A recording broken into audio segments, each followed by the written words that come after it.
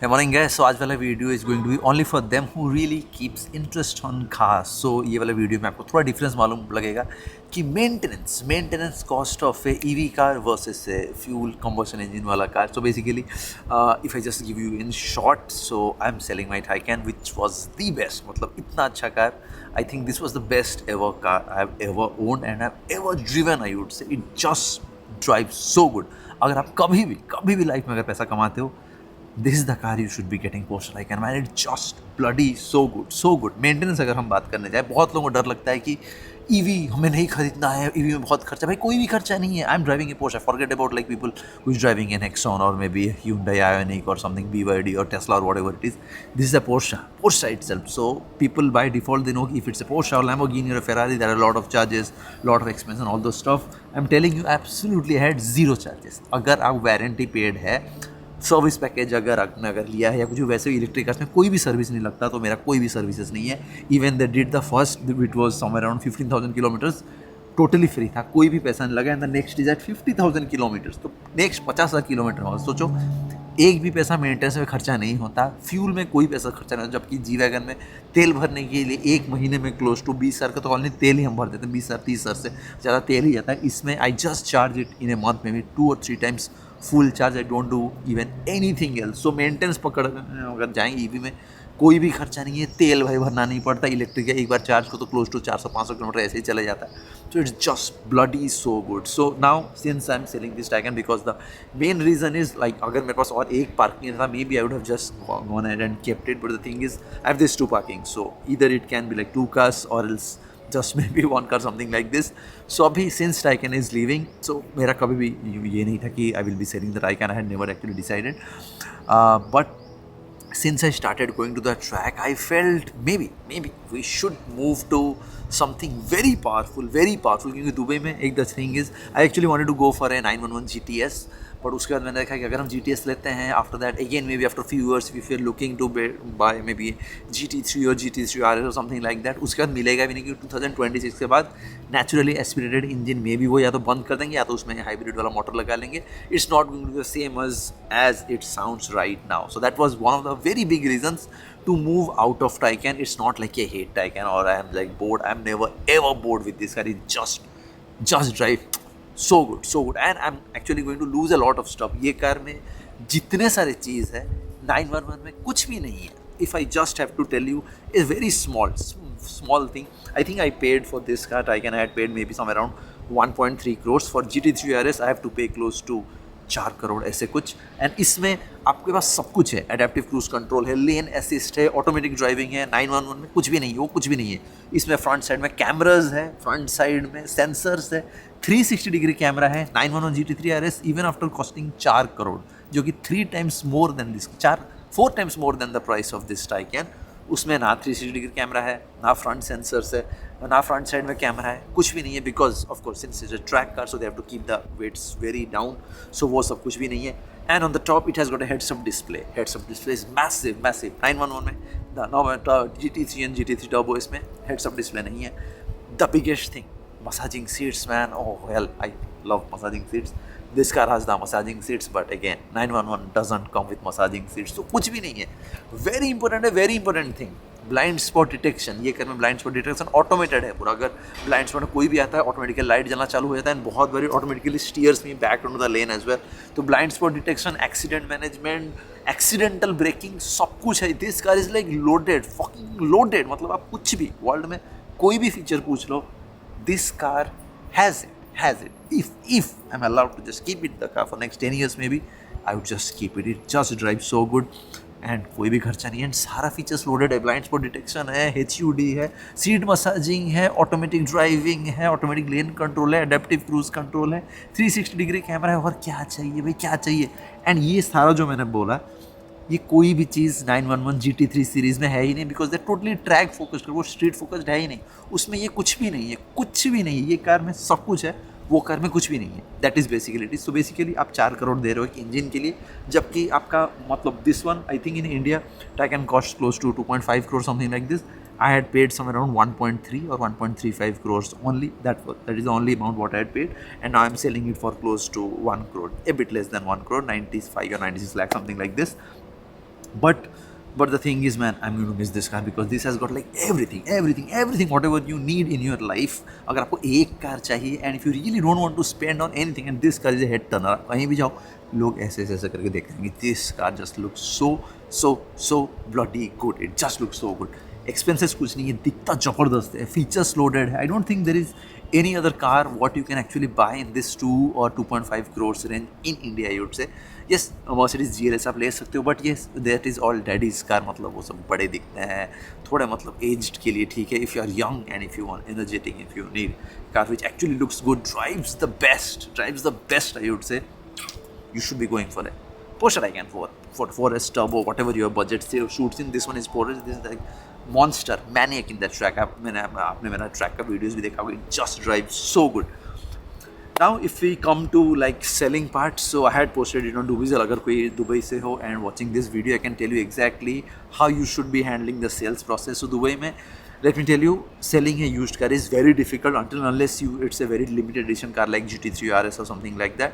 वहाँ पे आपको मिल जाएंगे कस्टमर इजीली, क्योंकि वहाँ पे बहुत निश कस्टमर रहते हैं. 4-5 करोड़ के जो गाड़ी खरीदेंगे निश कस्टमर रहते हैं. But anyone who is trying to buy 1-2 crore के car, then may be there are lot of customer, but everyone needs for half. मतलब वो Toyota, Hyundai, Tata Swift, Maruti Swift कुछ भी चलाते होंगे, उनको वो बोलेंगे हमें आधे पैसे में आप पोर्शा दे दो. भाई पोर्शा लेके तो चले जाओगे आप, बट मेंटेन कैसे करोगे? लेट्स से अगर कुछ हो भी गया, वारंटी तो पे करना पड़ेगा. वारंटी भी 5-6 लाख लगता है, इंश्योरेंस भी क्लोज टू 2-3 लाख लगता है. उतना पैसा तो पे करना पड़ेगा. अब अगर वो आप नहीं पे कर पाओगे फिर गाड़ी लेके मैनेज कैसे करोगे? सो मतलब दुबई में मैंने देखा कि यूज्ड कार्स बेचना बहुत ही ज़्यादा डिफिकल्ट है. और else I was actually planning कि मैं क्या करता, शोरूम से ही मैं maybe I would have gone for the 2025 911 GTS first. उसके बाद जाके एलिजिबिलिटी के लिए वेट करता कि चलो ठीक है GT3 है, GT3 RS. जब भी मेरे एलिजिबिलिटी तो आएगा नहीं, because they are saying you need to spend somewhere close to $1 or $2 million to actually be eligible for the GT3 RS allocation. मैं उसके बारे में अलग वीडियो बना के आपको दिखा दूंगा. But talking about Dubai, it's very difficult to actually sell the cars here in Dubai, क्योंकि लोगों को सबको बहुत सस्ता चाहिए, क्योंकि लोगों के पास पैसा है. जिसके पास पैसा है वो सीधा जाके शोरूम से नया खरीद सकता है. तो वो क्यों जो भी यूज़ खरीदने आते हैं उनके पास बजट नहीं रहता. एंड मैं तो उनको देख के सोचता हूँ भाई आपके पास बजट भी नहीं है, आप ये कार लेके मैनेज भी कैसे करोगे? इंश्योरेंस ही 2-3 लाख लगता है, वारंटी आपका 3-4-5 लाख लग जाता है, आप लेके मैनेज कैसे करोगे? So that is how it is. So what I feel is, if you are in Dubai, then if you are trying to sell a used car, I would say Dubizzle, Facebook Marketplace, यहाँ सब में listing करो and let it stay. No need to give it to any dealers, no need to give for any consignment, no need to give it to anyone. Just let some end customers come to you and wait for your price.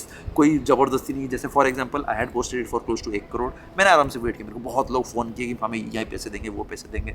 I said fuck it, I am not even listening to anyone. My price is this.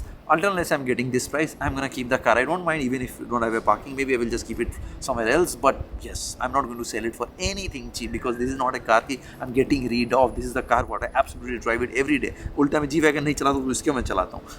So this is how it is. If you're someone who is looking to actually sell the car in Dubai, I would say जो भी price आपको सही लगता है, of course you shouldn't be giving any unrealistic prices. You shouldn't be expecting anything unrealistic. Realistic price रखो, then you should be able to get a customer easily. Anyway, मैं आपको GT3 RS का allocation का story, which is very tough to get actually. So I have no idea. Maybe I would be able to get a car or not. If I'm not able to get a car, maybe I will just stay with the G-Wagon and this parking is going to stay empty. But in case if you win, maybe I will give you a story. तो मैं कल वो वाला video अच्छे से बनाऊंगा. This video was a very real talk stuff. So it's only for them who really keeps interest on cars. So जो लोगों को लगता है कि EV में बहुत मेंटेनेंस होगा, ये होगा, भाई कुछ नहीं मेंटेनेंस होगा. इतना डर नहीं, कोई बात नहीं है. इतने चीज़ में आप रिस्क ले तो कार में रिस्क नहीं ले सकते भाई. एक बार अगर EV चलाओगे उसके बाद आप तेल वाला गाड़ी, इंजन वाला गाड़ी आप चला ही नहीं सकते. EV का एक्सपीरियंस ही सब कुछ अलग है. It's just bloody so good. खर्चा नहीं होता, मेंटेनेंस नहीं होता, सर्विसेज कुछ नहीं करना है. क्या ही करोगे, बिंदास भाई चलाओ, चार्ज करो चलाओ, बिंदास चार्ज करो चलाओ. बैटरीज में भी बहुत लंबा वेरिएंट है, और क्या ही चाहिए. डर नहीं, कोई बात नहीं. अगर आपको बहुत लोग को मैंने देखा है ईवी के लिए डर जाते हैं, ओ ईवी नहीं ईवी नहीं लेना. भाई क्यों नहीं लेना है? EV is the best experience. Why are you even afraid of EV?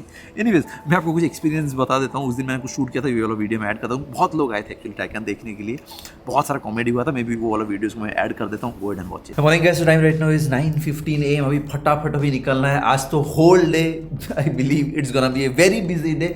lot of companies are coming to meet my car, inspection करेंगे, they're gonna give my price. Of course I have a fixed price, so देखते हैं, anyone who gives me the exact price what I'm looking for, that is when we are going to give the car back, or else we'll just keep the car. भाई India होता तो it has been so bloody easy. मतलब अगर मैं India में ad post करता, maybe in less than 24 hours I would have got my car sold. But in Dubai selling a car is very very difficult. भाई लोग क्या क्या code भेजते हैं. I had wasted close to 2080 or something like that in Dubai's listing. Holy shit man, so bad offers. Anyways, hopefully any of those agencies are going to do it because it's very easy for them. वो inspection करेंगे, they have given a price. If it works out for me, I will just go ahead, approve, and they will get the cash and the car transfer will be done. That is how the process is. देखना है, मैं आपको जैसे जैसे process होता जाएगा I will give you the whole explanation. अगर कोई दुबई में हो, they would be able to get a complete idea exactly. अगर कभी भी किसी को कार सेल करना है, this is the exact process how you need to do it. And यहाँ पे दुबई में everything happens in appointment based. जैसे for example 5 agencies are coming to see my car today. So सब कुछ line up होके, कोई 11 AM, कोई 12 PM, कोई 1 PM, कोई 2 PM, 3 PM, 5 PM ऐसे होके पूरा whole day is lined up. Hopefully doesn't take so much time. वो वैसे मैं लैपटॉप लेके जा रहा हूँ क्योंकि inspection I believe they take somewhere close to 30 to 45 minutes. तो उतना time लगेगा तो of course I cannot waste. So I have to sit somewhere and work. So hopefully something gets closed today क्योंकि अगर time waste हो रहा है, if I'm not getting the car sold, I'm not getting the money paid today, it's gonna be a mess and it's gonna be a complete wastage of time. बहुत लोग वैसे भी time waste करते हो. मैं आपको कुछ examples अभी ड्राइव करने पे बताता हूँ. भाई क्या क्या क्या क्या स्टोरीज है, हंस के पागल हो जाओगे. यहाँ पे दुबई में हवाबाजी सबसे ज़्यादा चलता है. मतलब सबसे पहला एक कस्टमर आया, वो बोला कि एक्चुअली आई जस्ट मूव. आपका घर का साइज़ क्या मतलब कितना है? बल्कि actually I just move to a 25 crores villa and I have a parking space of close to 7 to 8 cars. मतलब ठीक है, I don't give a fuck about what you have. Car लेना है, नहीं लेना है, fuck off. भाई इतने चुतिए लोग आते हैं, इतने मतलब हवाबाज लोग आते हैं. और एक बंदा आया, बोला कि like I have this, I have 20 cars, 22 cars, ये वो. Actually I need a EV feel, I know I can drive good, ये वो. बोला कि ठीक है, लेना है क्या? बोला कि ठीक है, मैं आता हूँ 2 दिन के बाद आता हूँ because I need to check with someone and then once I'm checking it and then I will be back and I will let you know. ठीक है, ओके. उसके बाद जाके भाई साहब मतलब गाड़ी का पैसा इतना, उससे वो आधा बोल रहे कि इतने में ही दे दो, आपका तो और एक कार आने वाला है, क्या करोगे आप, कार दे दो. और एक लड़की आके बोल रही है कि I actually need the car for 1 week, मैं 1 वीक टेस्ट करूंगी, रेंज ये सब कुछ काम कर रहा है, लेकिन if it's good then may be I will take it. I was like उसके बाद और एक बंदा आया, बोला कि I have this, I have that, my villa has got this, I have this that. बोला ठीक है, ओके लेना है. बोला कि यस आई नीड, कल जाके मैं कैश पे कर दूंगा and I will take the car. Okay ठीक है. उसके बाद नेक्स्ट दिन आके बोल रहा है कि एक्चुअली हमारे अपार्टमेंट में चार्जर ही अलाउड नहीं है. बोला कि भाई कल तो तू बोल रहा था कि तू विला में रहता है, फिर आज बोल रहा है कि अपार्टमेंट में चार्जर अलाउड. मतलब ऐसे हवाबाज लोग हैं भाई साहब. मतलब और एक बंदा है, बोला कि मेरे को चार्जिंग करना है, मेरे को हाई पावर चार्जर चाहिए, मेरे को इतना में चाहिए चार्जर, ये वो चाहिए. भाई चार्जर चाहिए ठीक है, बट ले ले. उसके बाद जाके नहीं, मेरे को एक्चुअली 1 घंटे में चार्जर. अभी 1 घंटे में चार्ज मैं कहाँ से हवा से लेके हम जो पोर्शन दे रहा है वही आप ले सकते हो ना. अभी मतलब अजीब रिक्वायरमेंट आता है, बट बजट किसी का नहीं है. Budget like anyone, people who are actually driving a Honda Toyota, they want to get a Porsche for a Honda Toyota price. ऐसे ही लोग आते हैं यहाँ पे. इंडिया में it's very easy to actually sell anything I post, immediately it gets sold. Dubai में भाई इतने हवाबाज लोग.